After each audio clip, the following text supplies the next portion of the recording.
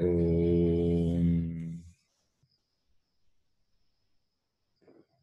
वक्रतुण्डमहाकाय सूर्यकोटिसमप्रभ निर्विघ्नं कुरु मे देव सर्वकार्येषु सर्वदा। सरस्वती नमस्तुभ्यं वरदे कामरूपिणी विद्यारम्भं करिष्यामि सिद्धिर्भवतु मे सदा। गुरवे सर्वलोकानां विषजे भवरोगिणां निधये सर्वविद्यानां दक्षिणामूर्तये नमः। ईश्वरो गुरुरात्मेति मूर्तिभेदविभागिने व्योमवद्व्याप्तदेहाय दक्षिणामूर्तये नमः। सदाशिवसमारम्भां शङ्कराचार्यमध्यमाम् अस्मदाचार्यपर्यन्तां वन्दे गुरुपरम्पराम्। श्रुतिस्मृतिपुराणानाम् आलयं करुणालयं नमामि भगवत्पादं शङ्करं लोकशङ्करम्। साक्षात्कृतं दयानन्दं परमार्थस्वरूपिणं तत्त्वज्ञानप्रशास्तारं प्रणतोऽस्मि परं पदम्। ॐ सहना भवतु सहनौ भुनक्तु सह वीर्यं करवावहै तेजस्विनावधीतमस्तु मा विद्विषावहै। ॐ शान्तिः शान्तिः शान्तिः।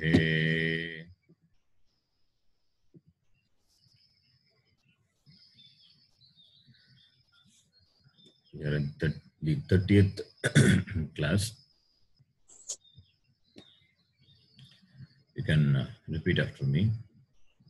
Vasudevendra Yogindram Vasudevendra योगीन्द्रम् Jnanapradam Purum ज्ञानप्रदं गुरुम् Mokshonam Hitarthaya मोक्षार्थाय Prabodho Bhidiyate.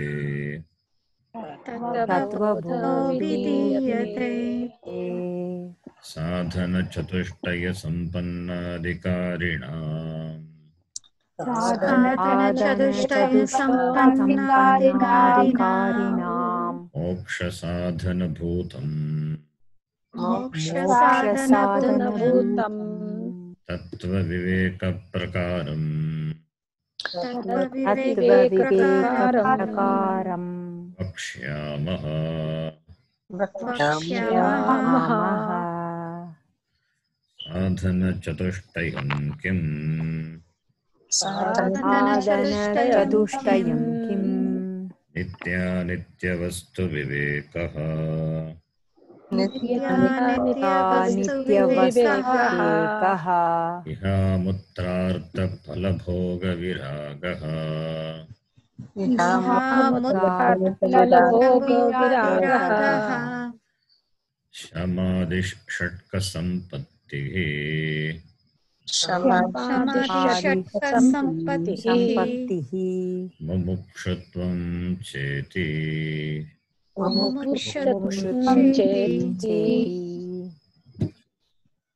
Nitya Nityavastu Vivekaha Kaha नित्यवस्तुविवेकः नित्यवस्तुविवेकः नित्यवस्तु एकं ब्रह्म नित्यवस्तु नित्यवस्तुवेकं एकं ब्रह्म ब्रह्म तद्व्यतिरिक्तं सर्वम् अनित्यम् तद्व्यतिरिक्तं सर्वम् सर्वम् अनित्यम् अनित्यम् अयम् एव नित्यानित्यवस्तु विवेकः अयम् अयम् एव एव नित्यवस्तुविवेकः नित्यानित्यवस्तुविवेकः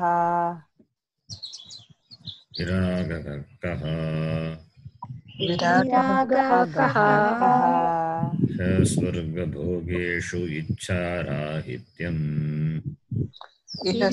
सर्गभोगेषु इच्छाराहित्यम् शमादिषट्कसम्पत्तिः का समाधिषट्कसम्पत्तिः का शमः दमः उपरमः शमः दमः परमः तितिक्षा श्रद्धा समाधानं च इति तितिक्षा श्रद्धा समाधानं च इति शमः कः समः कः मनोनिग्रहः मनोनिग्रहः दमः कः दमः कः चक्षुरादि इन्द्रियनिग्रहः चक्षुरादीन्द्रियनिग्रहः परमः कः परमः कः स्वधर्मानुष्ठानम् एव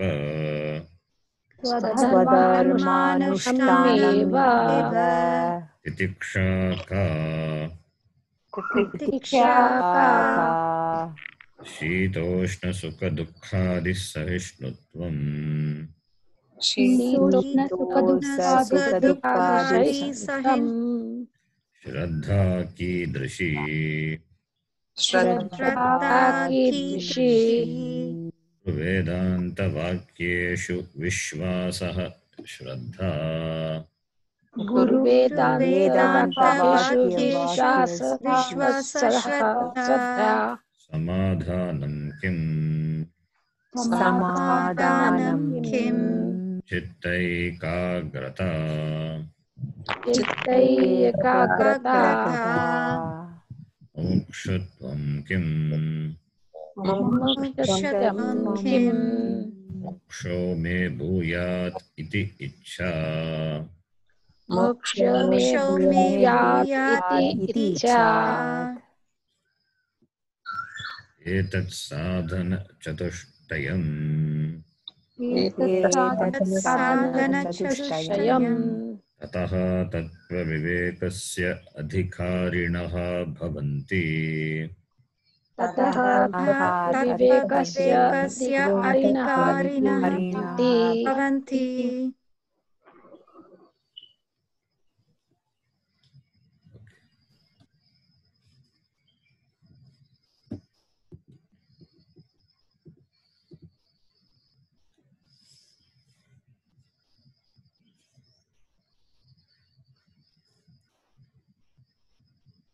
We have been discussing the two important qualifications under the topic sadhana chatushtayam, viveka and vairagya. These two decides whether the person is a spiritual aspirant. Whether the person is a Shreyorti, whether a person is a Mukshu. Therefore, Viveka and Vairagya, these two are very important and need to be understood very clearly. Viveka, the word Viveka, it means Vivechanam, discrimination, separation. It means separation. Cognitive separation. separation cognitively, understanding things distinctly, discerning the things very clearly, distinctly. That is vivechanam, that is viveka. This viveka needs viveka buddhi. It needs buddhi. The one who has buddhi, viveka buddhi and viveka shakti, you only can do this discrimination. Who can do? Only human beings can do, because human beings has buddhi. The buddhi, which is a special faculty which a human being is endowed with. He has viveka buddhi, he has buddhi, and he has to make it discerning. He has to make it, the buddhi, to distinctly understand things which are mixed up. Things are not physically mixed up. Even it could be physically mixed up. Even it could be physically mixed up. But here we are talking about that which are not the physical mix up. The things are mixed up where? In our cognition. Therefore, the buddhi needs to have viveka to understand things very clearly. For understanding, we need viveka buddhi. The whole spiritual pursuit is about understanding things.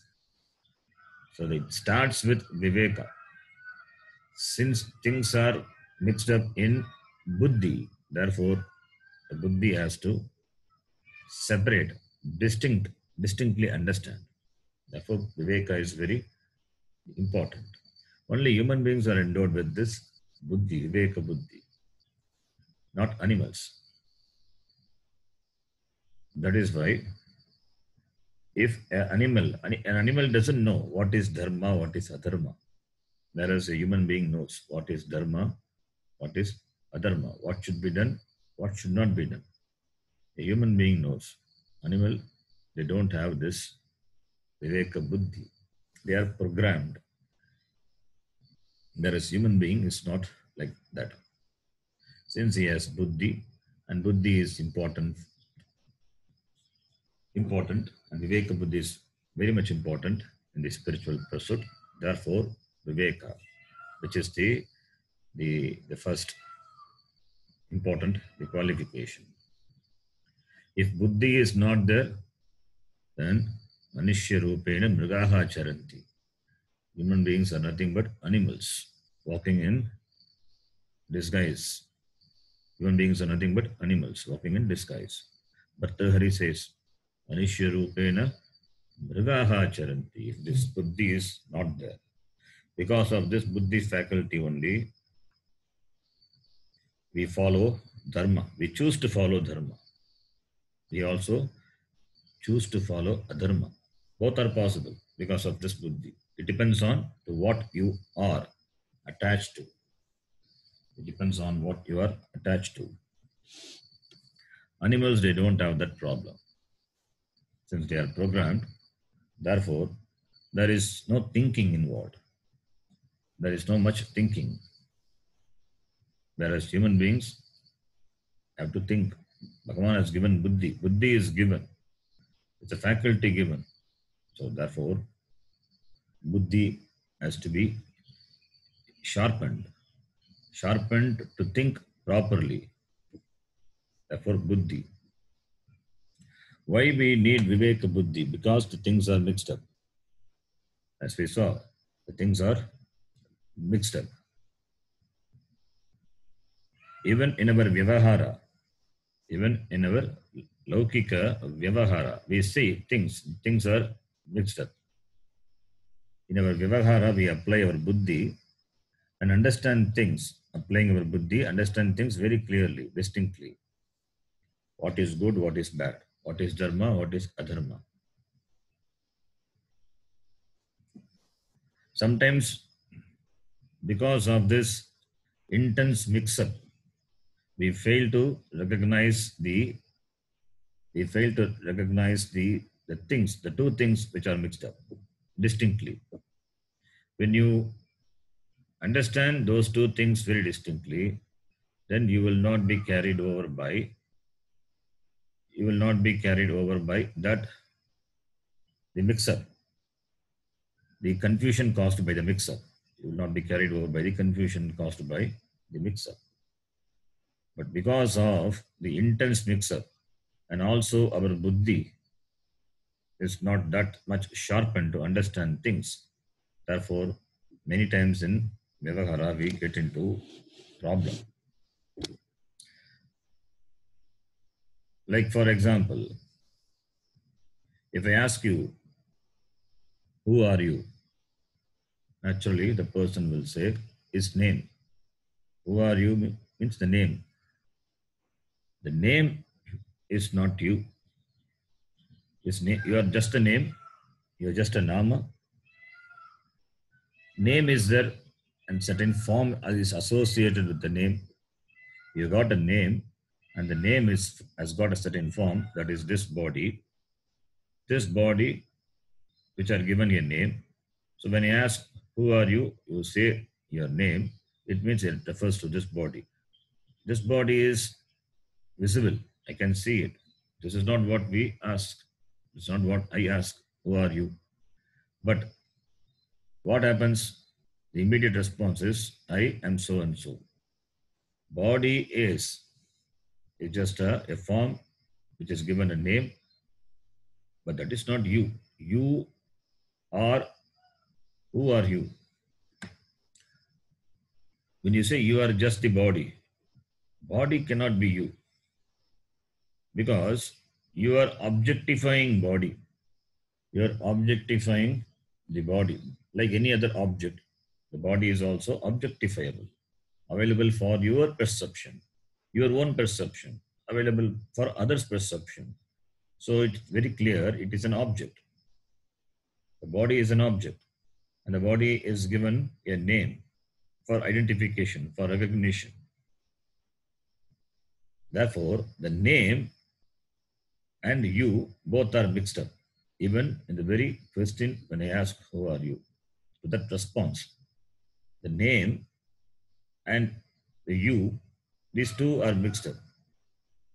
These two are mixed up, and therefore the response is, I am so and so. Immediately we say the name. Okay, in Vyavahara, that is what we do. Who are you means generally we tell our name. That is for Vyavahara.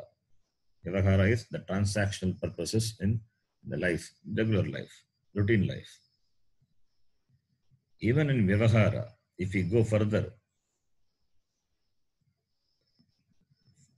if I ask, that is, who are you?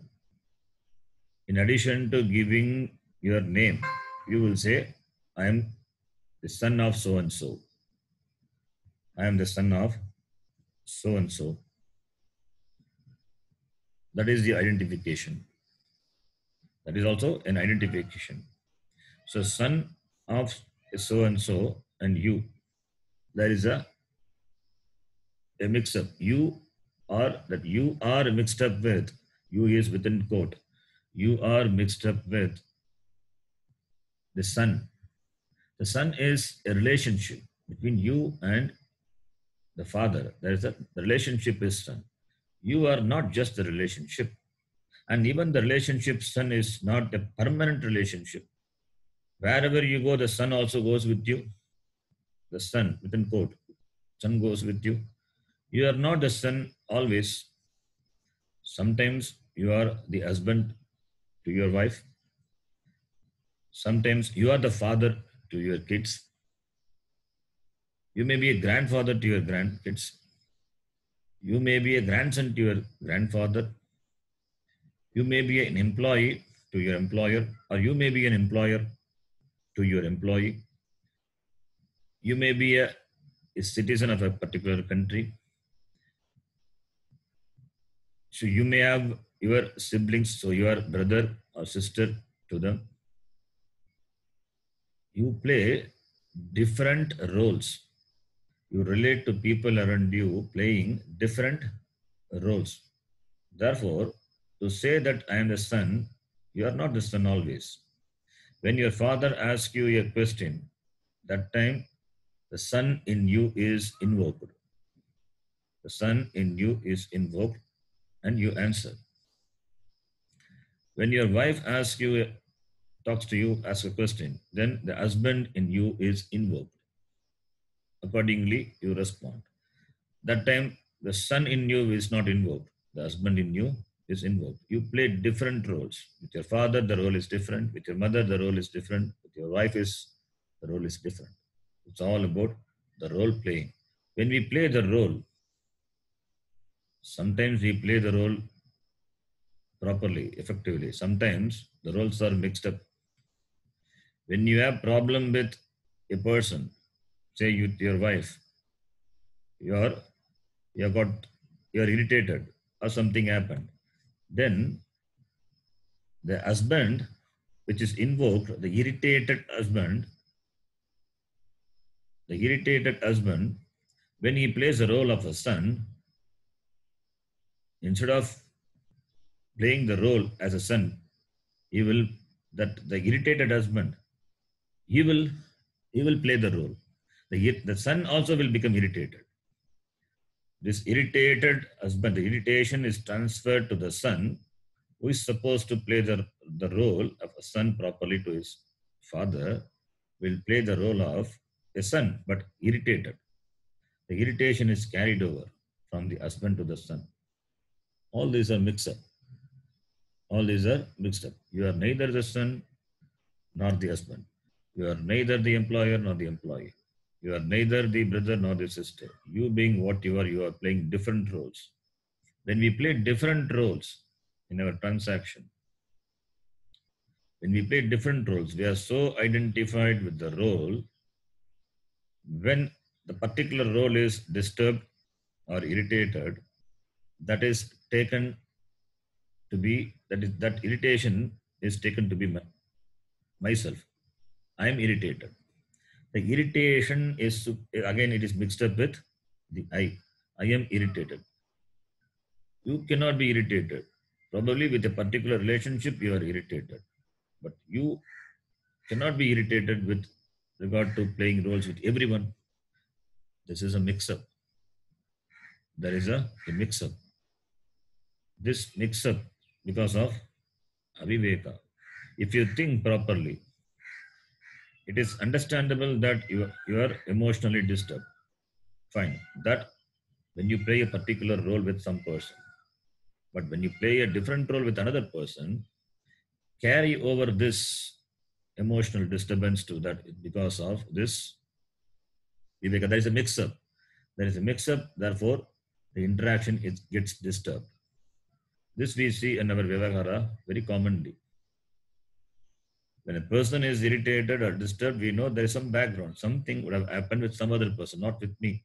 We also don't have that viveka to understand the person and accommodate the person. We also get disturbed, irritated. Everywhere there is a mix-up. A mix-up happens. Therefore, viveka is required all the way. Viveka is, sometimes we are very clear, and we have viveka within our range of control, and we handle the transactions properly. But sometimes our emotions carry over the sense of discrimination and puts into a problem. Therefore, this viveka is very important. And this viveka seems to be non-functional when we identify with the role so intensely. When you identify with the role intensely, this viveka becomes non-functional. A person, an actor, you have to understand why this, what this is, where the discrimination is, how this separation is to be done, understood. An actor, he plays the role of a beggar. It's a drama. It's a drama. In a drama, the actor, the very famous actor, he plays the role of a beggar. The actor A playing the role of the beggar B. Actor playing the role of beggar B. So A and B, they are not two different people. They are only one person only. A is the actor and B the role what he plays as a beggar in a drama. And he is so very good in acting, playing the role of a beggar. In the drama, he identifies with the role and plays the role of a beggar very, very nicely, and he gets the applause of all the audience. And the same, the actor, after playing the role of beggar, when he comes back to the green room, will he be an actor or a beggar? Will he be an actor or a beggar?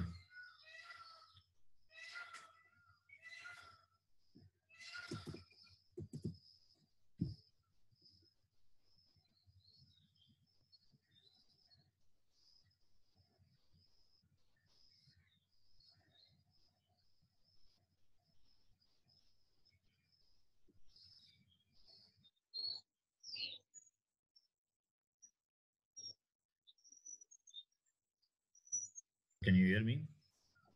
Yes, Guru. Yeah, now okay. Yes. Okay. Between power went off and came back. So I was talking about the actor and the beggar. The same actor when he comes back, I think that I stopped, right? When he comes to the green room. Yes, Guruji. Okay. The same actor when he comes back to the green room. Green room is the decorating room. There in the green room is not identified with the role of a beggar. You will not beg from people.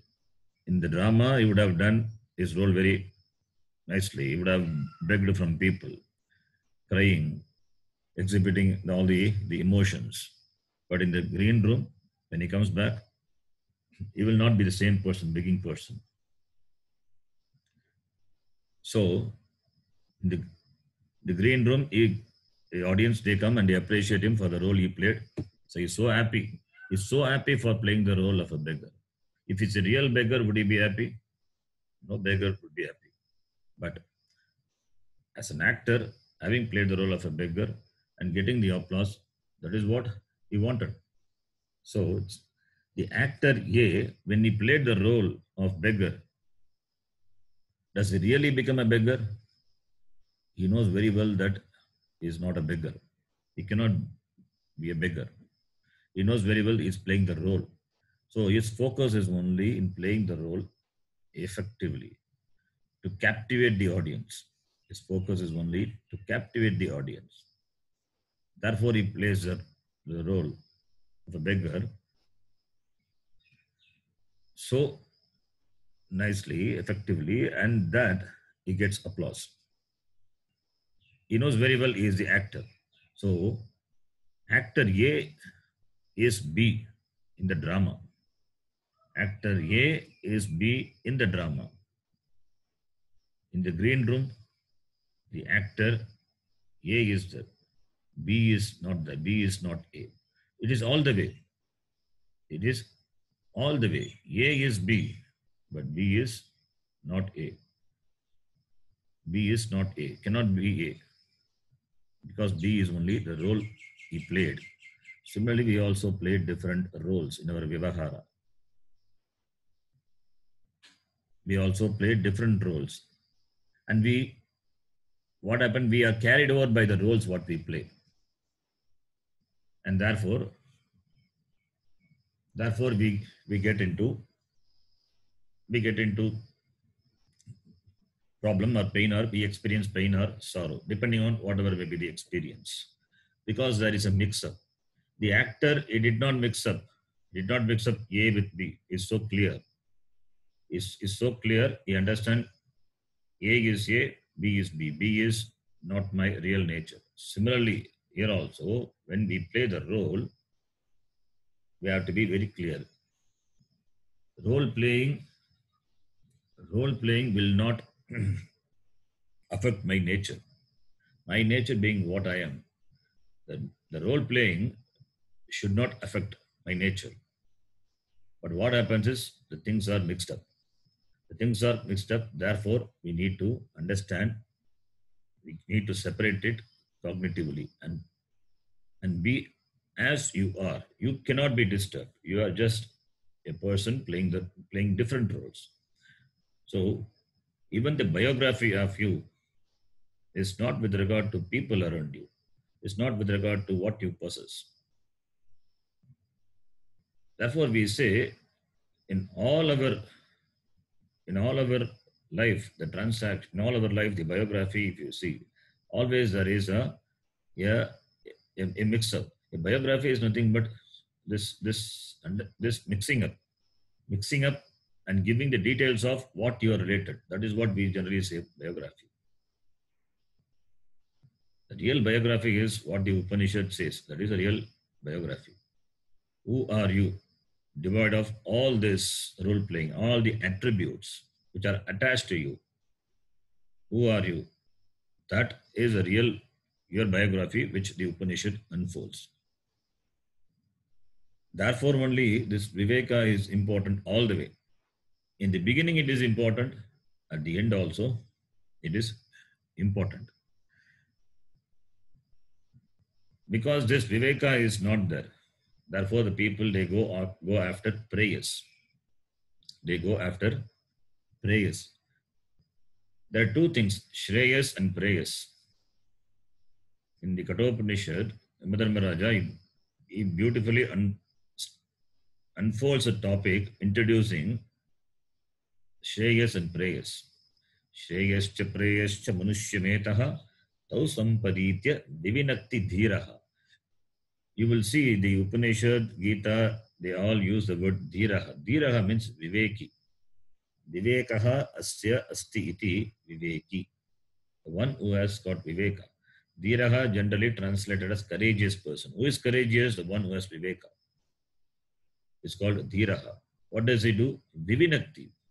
He distinguishes, distinctly understands. What? The two things. Shreyascha prayascha. Shreyaha prayaha. Shreyaha is yourself, gaining yourself. Prayas is, Shreyas prayas both for gaining happiness only. Both for gaining ananda. Shreyas is understanding your nature to be ananda. That is Shreyas. Prayas is, again it is happiness, but the happiness which are derived from the sense objects. The sense objects. Shreyas is Atmananda. Prayas is Vishayananda. Deriving happiness from the Vishayas around you. Vishaya could be an object. It could be a person. It could be a situation. So deriving Ananda, the happiness from the things which are not you. Whereas Shreyas is understanding that I am the happiness. Two things are different. There are two sets of people in the world. One set of people are Shreyorti, other people are Preyorti. So what you choose, that determines the pursuit. Preyorti, they go after they go after things which they think will give them pleasure, ananda. Why they go after? Because there is a mix-up. They mix up the impermanent and the permanent. Because the mind is attracted by the happiness, what the sense objects give. Therefore, they lose sight of the permanent, which is oneself, the Atma, and they go after that which is not permanent. In fact, if we analyze what is this happiness, how does this happiness arise? Nothing in the world can really can make you happy. Happiness is not derivable from any objects, any persons, any situations. Happiness, it should be your nature. Happiness it is you.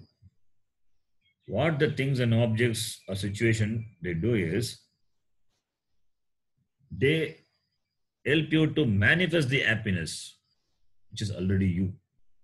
These are just the motivators, or these are just the things which help you to manifest your happiness. Your happiness gets manifested not because of these objects. You being happiness, this manifest in the presence of those objects. So therefore, those objects cannot give you really happiness, because happiness is not attainable by karma. Karma being limited, and you being the happiness, your nature is happiness. So karma will not help you, will not help you to understand, to recognize this happiness. That is you. And whereas the karma helps you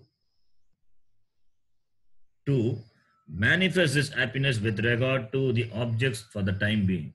Therefore, not understanding that my own nature is happiness, people, they go after things doing karma, doing variety of things. Because the mind is extrovert, therefore, they do karma and they think the objects give happiness. Really speaking, objects or persons, they don't give happiness. They don't give happiness. Happiness is your real nature. And what is this happiness? This happiness is what we call Brahma. Sach Chit Ananda Brahma. Ananda. Ananda means happiness. What is this Ananda? If you further analyze, that you are complete. That is Ananda. You are Anantaha. You are not limited. You are free from limitation. That is the Ananda. Anantaha eva Anandaha. That I am unlimited, not finite. I am Purnaha. I am complete. When you are complete, then what will be you? You will be happy. That is Ananda. That is your Swarupa. Happiness is not the experienceable happiness.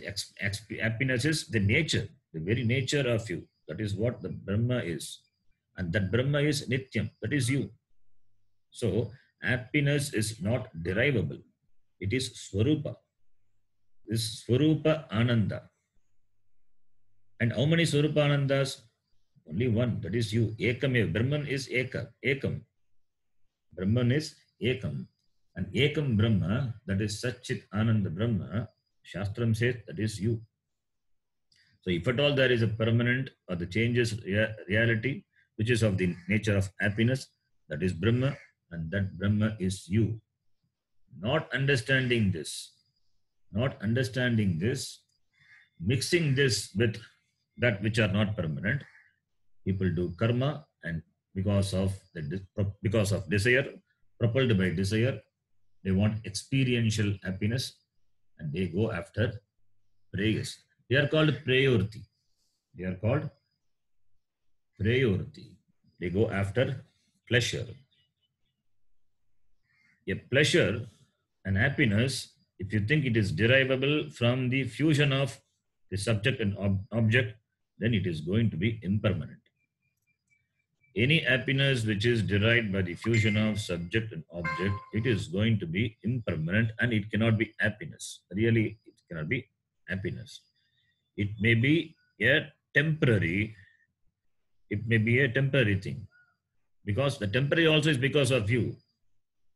That is, the happiness which is you manifest temporarily in the presence of those objects. When the objects goes away, this happiness, you don't recognize it. It is there.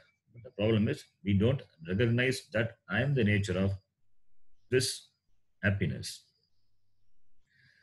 Therefore, because of aviveka, because of this aviveka buddhi failing to recognize, we go round and round in this samsara hunting for happiness.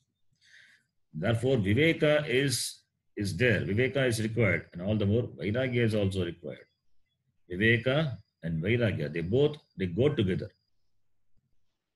If you have viveka, then the pleasures, the happiness, whatever you derive in this loka, you will extend this to the other loka also.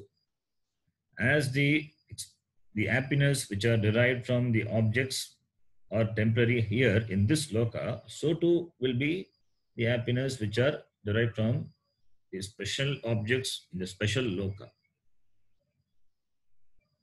Applying the same logic, the same principle. Therefore, yata iga, tata aha, as it is here, so that will be. This also buddhi is required.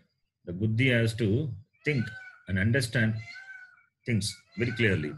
So if you project the same thing to the other loka also, then you will not go after the pleasures. You will not go after the pleasures because you being purnaha, limitless, nothing can fulfill you. So where is the pressure for going after things? Since the pressure is not there, you are Brahma and it is Nityam. Nitya Vastu Ekam Brahma Tad Brahma Jagat Karanam Brahma Agam Asmi. This knowledge which arises out of discrimination is there. Whether you are in this loka or any loka, you will be at home with yourself.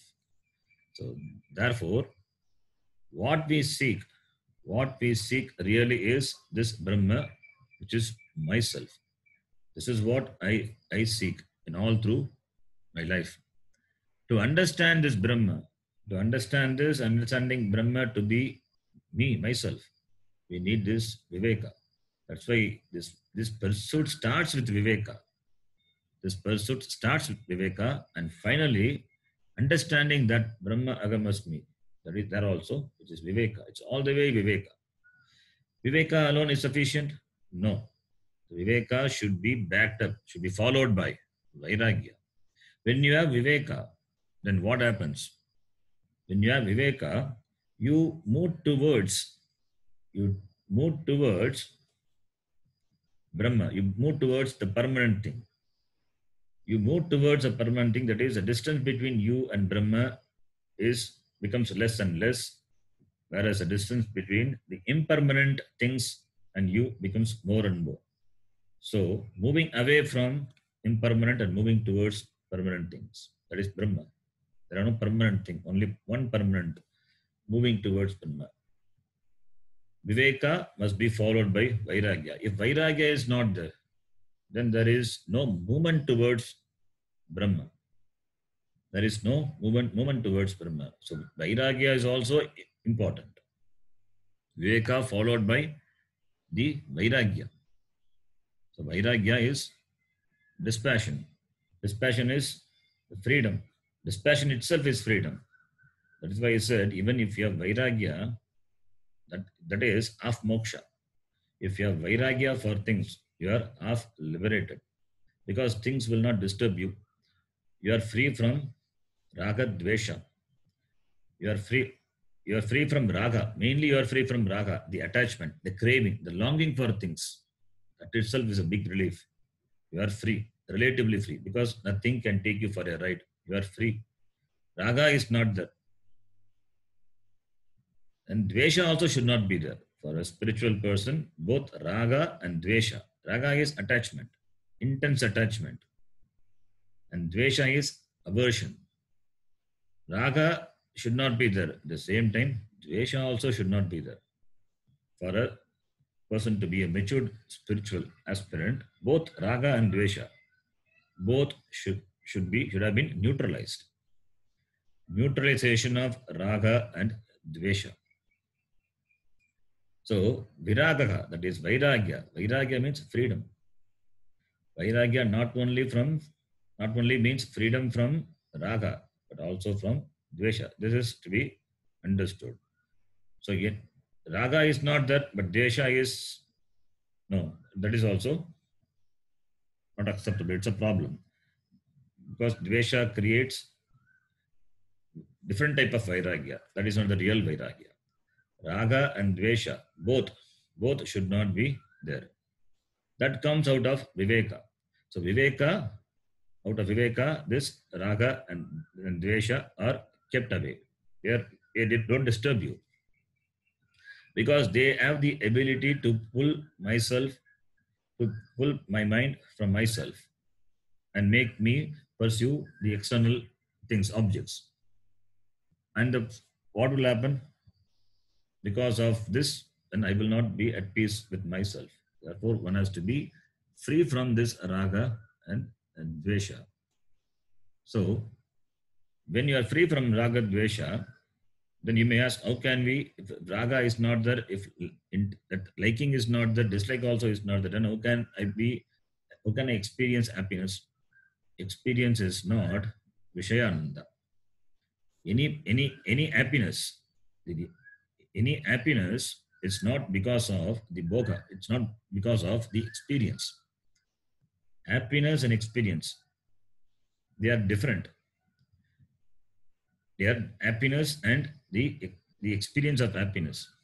They are different. Experience of happiness is by karma. Experience of happiness is experience of happiness in general. It is achievable by the karma, whether it is a physical happiness or a mental happiness or emotional happiness. It is achievable by karma. Karma being limited, therefore happiness also will be limited. So there is no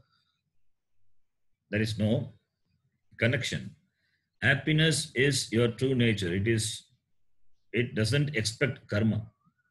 It expects the discovery of knowing. For that one needs to have a relatively calm mind. A mind with raga dvesha cannot recognize this ananda. Therefore, we say this raga and dvesha has to be taken care. It has to be within the control, within the manageable limit, within the manageable limit. And also, happiness and desire, these two things are different. Generally, we confuse happiness and desire. Desire is, as I said, it is a privilege. It's a great privilege given to human beings. It's a great privilege. Bhagavan Krishna says in the Gita itself, desire is a great privilege. Dharma aviruddhaha kamaha agam asmi. Dharma aviruddhaha kamaha. Kama is a privilege given only to human beings. So you can desire anything as long as it conforms with dharma. It should not be against dharma. Aviruddha, dharma aviruddhaha kamaha agam asmi. When the desire is not against dharma, it is myself, Bhagavan Krishna says. Whereas the same desire at another place, Bhagavan Krishna says, the same desire is a cause for krodha. It's a cause for krodha and all the subsequent experience of sorrow and pain. In Arjuna, one place he asked, in Gita, the 3rd chapter, he asked, why people, in spite of having this buddhi, which Bhagavan has given, why they go after adharma? Why they do wrong things? Atakkena prayuktoyam papam charati purushaha. Why do they do papam? Propelled by what they do papam? Arjuna asks this question to Krishna. And for that, Bhagavan Krishna answers, Kama yeshaha, krodha yeshaha, rajoguna samudbhavaha. This kama and the krodha, which are born of this rajoguna, which is the cause. The kama is the cause. Now, the kama being what it is, at two places Bhagavan Krishna seems to give different teaching. In one place he says, Dharma viruddhaha kamaha agamasmi. In another place he says, the reason for people doing papam is kama. So should we entertain kama or not? Desire. Because desire and happiness, there seems to be a connection. Desiring and gaining the object, I experience happiness. There seems to be a connection. Therefore, I have desire. I go after desired things. But you say at one place, this kama is, there is no nothing having this kama, and another place this kama is a problem. How to understand this?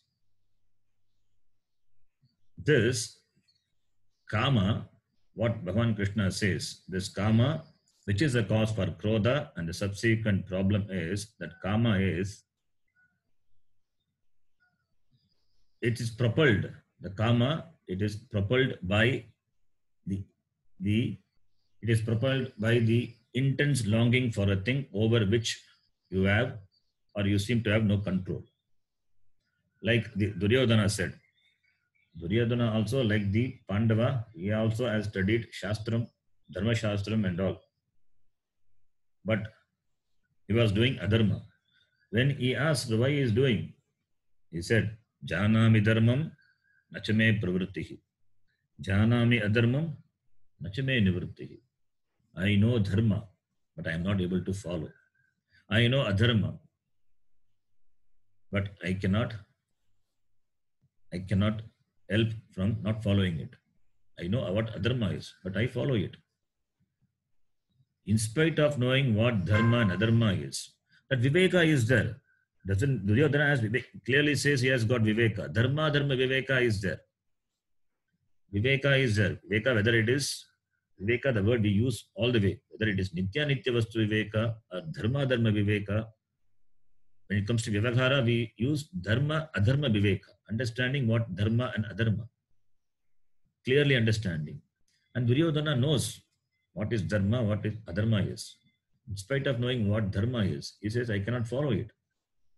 And knowing adharma, what adharma is, he says, I'm helpless in following it.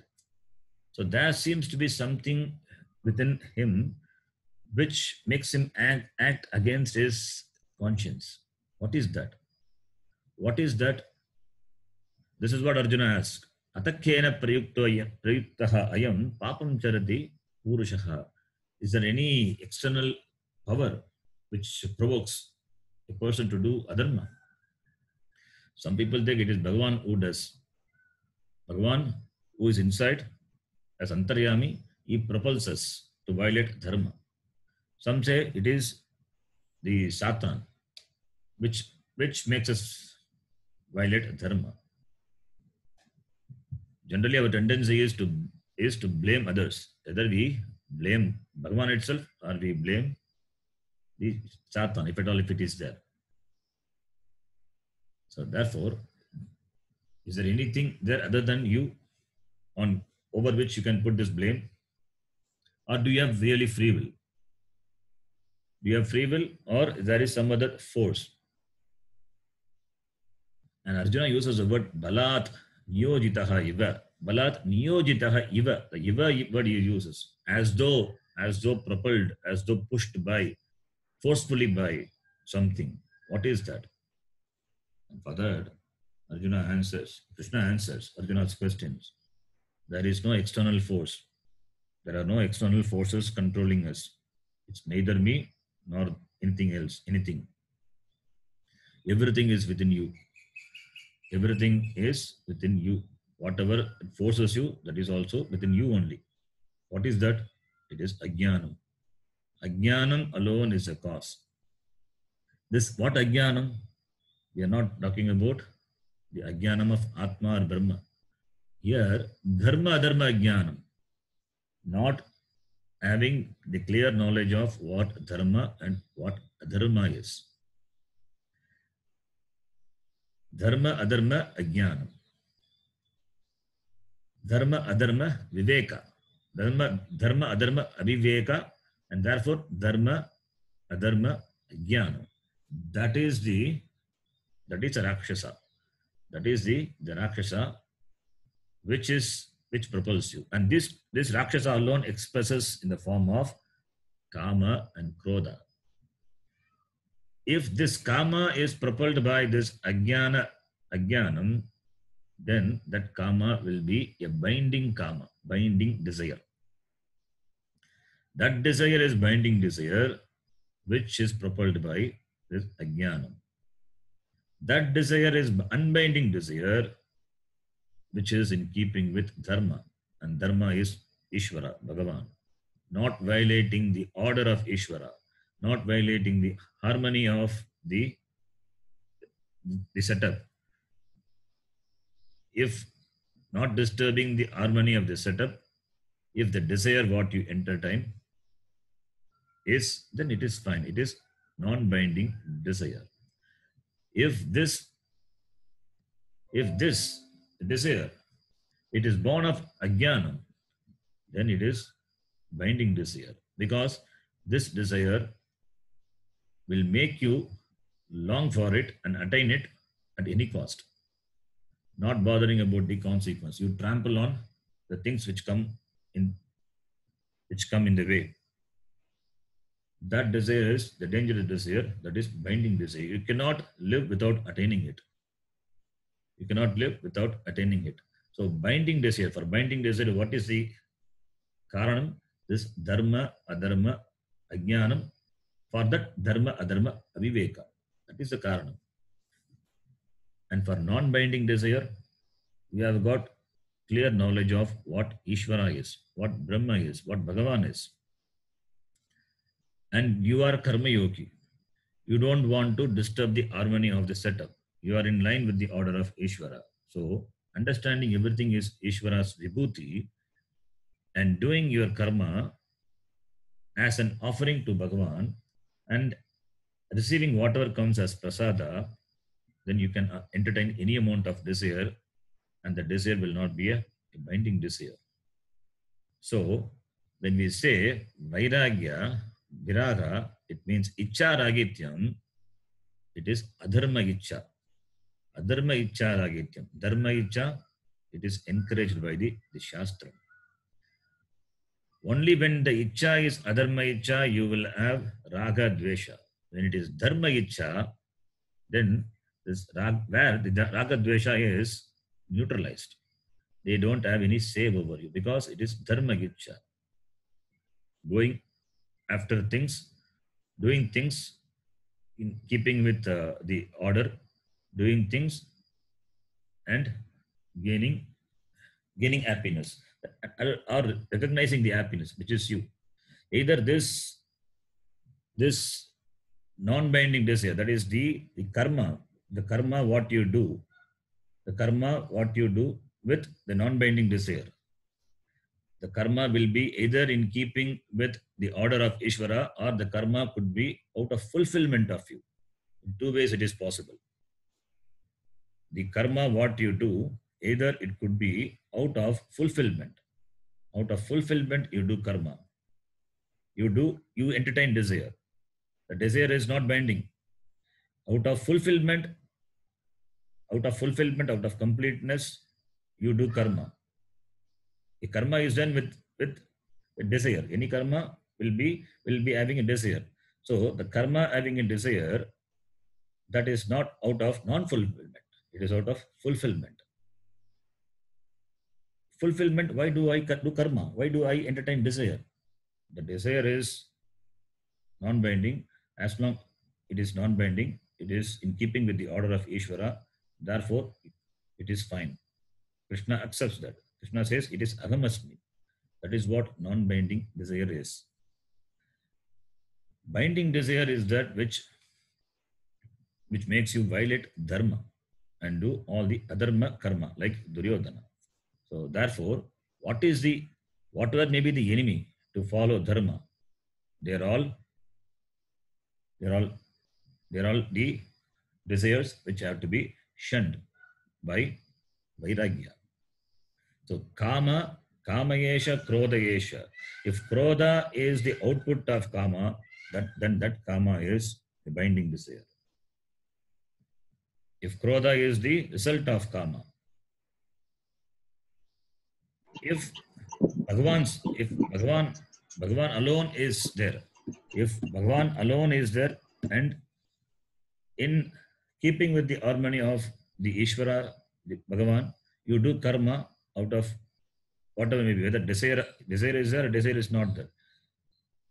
Even if at all, if you have entertained desire and do karma, that karma is done out of fulfillment, not out of any pressure. That is why even a jnani does karma. When a jnani doing karma, does he have desire? Even if at all, if he has desire, there is nothing wrong. It will be for loka sangraha. It is for the benefit of the people in the world.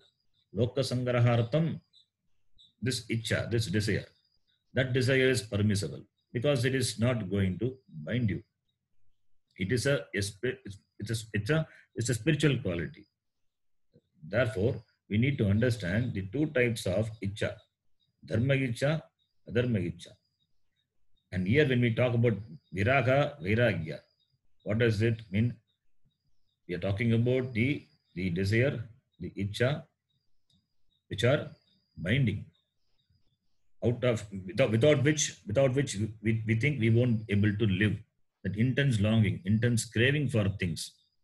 That is what this vairagya talks about. Dispassion. Dispassion is free from this intense longing or intense dvesha, both raga and dvesha. This raga and dvesha, the dispassion for raga and dvesha will come only when you have viveka. When you have viveka. In the adhyatmika vishaya, it is nitya vastu viveka.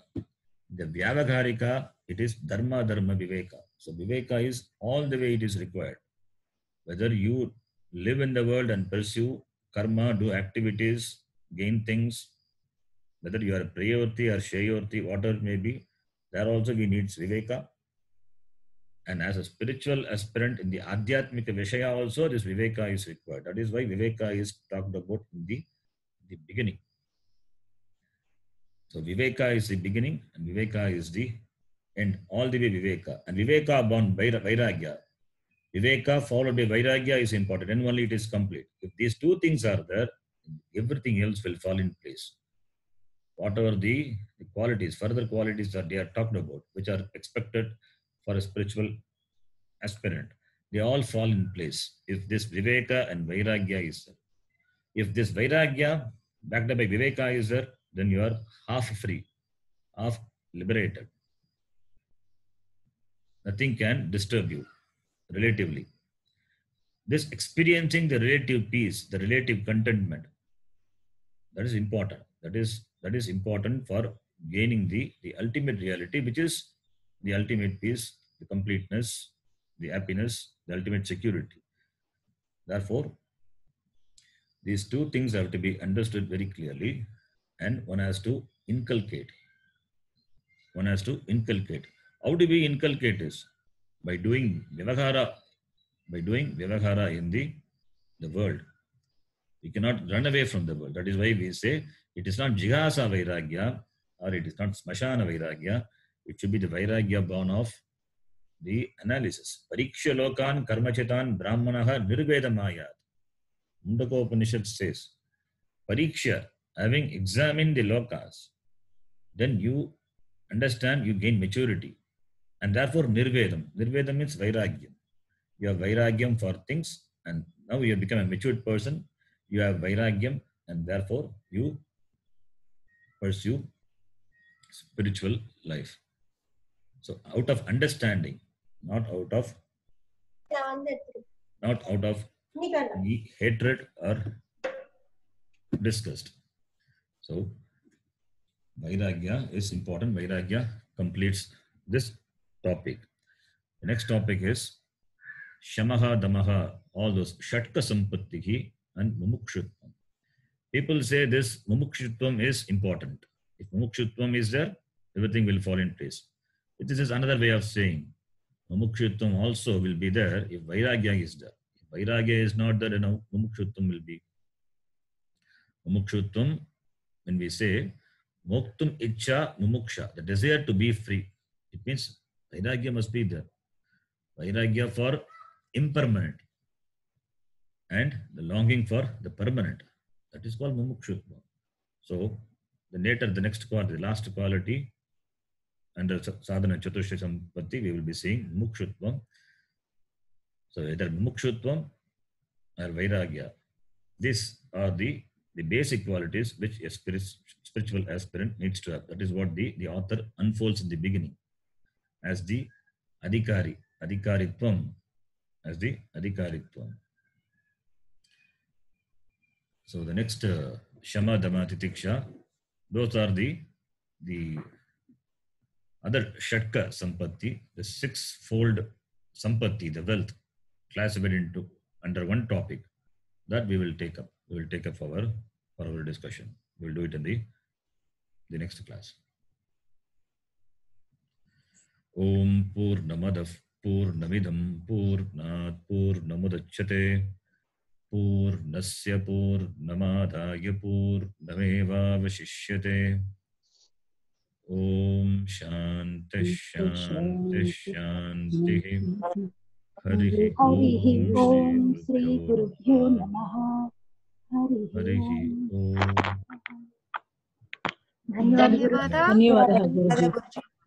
धन्यवाद गुरुजी।